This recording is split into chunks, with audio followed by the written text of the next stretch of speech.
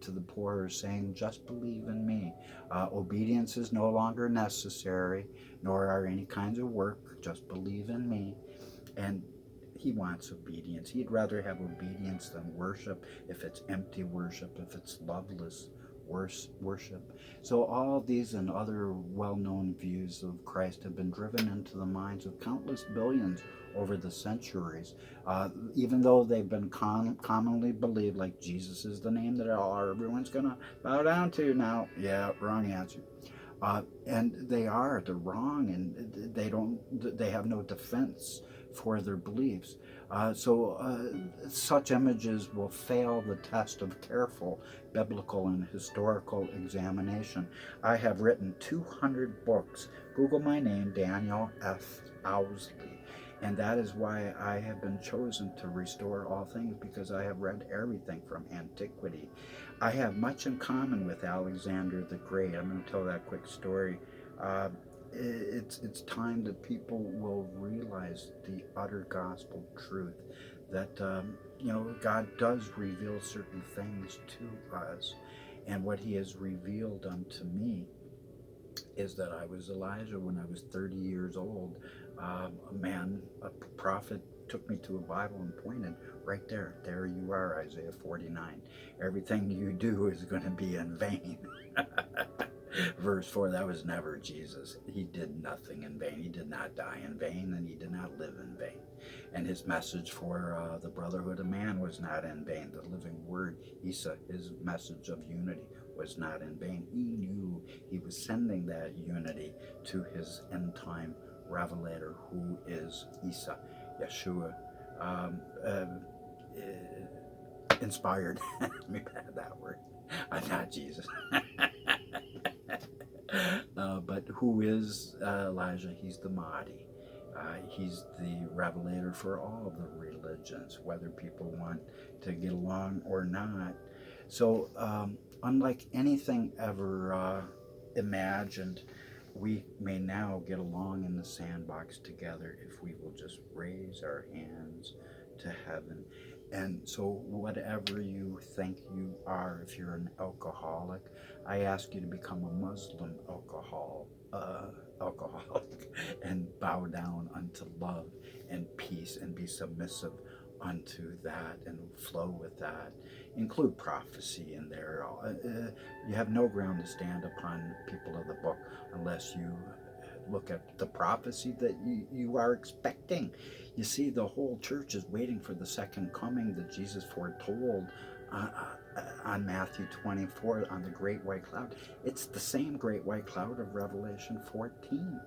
Him on the cloud, sending forth his everlasting gospel, the sickle of his word, the restored revelation of his love, that he is the revealer of love, and that he is the sower of the seed of love, who has overtaken his reaper. There is nothing that I need to do, because he has done absolutely all of it.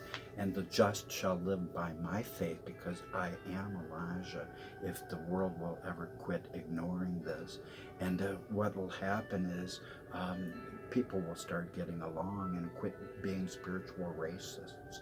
I was a bigoted spiritual racist, like David Wood, and I was always condemning, and so is the way of the Pharisees, those who are vipers and snakes, the toxins of their condemnation. And by the way, last thing I'm going to say, love, there has never been divine love in this world, unless it is as a child's unconditional love, as a verb moving forward. And by the way, if you go 2 steps forward, 1 step back, you're still going in the right direction while you try to fake it to make it. So don't be too hard on yourself. No sin of ours will be judged, except whether this light of love goes out. If the Lord threw one person into a hell who has their faith as a little child, his word would be a lie, and the book would be toilet paper, nothing worthwhile there at all. But that is not the case, I assure you. And all the truth of the Bible is yours at this channel alone. This is the latter-day mountain of Isaiah 2, and it's time that people need to embrace that which God has sent, because the truth is, the word has to open. because of the message of Malachi 3:1. If it does not open, then this world will be destroyed. The curse of Malachi, which is conditional, doesn't have to be destroyed, but unless we will fly in a different direction. And that's the elimination of nuclear, that's the elimination of homelessness, and the elimination of hunger. It is possible in this world. I know how to do it, but no one will listen to me or give me the time of day yet, and I'd just be casting my pearls before swine. But the truth is, time is of the essence. So I implore you to make a decision for faith and believe in the prophecy that I'm connecting at this channel, so that we can all get along in the sandbox together.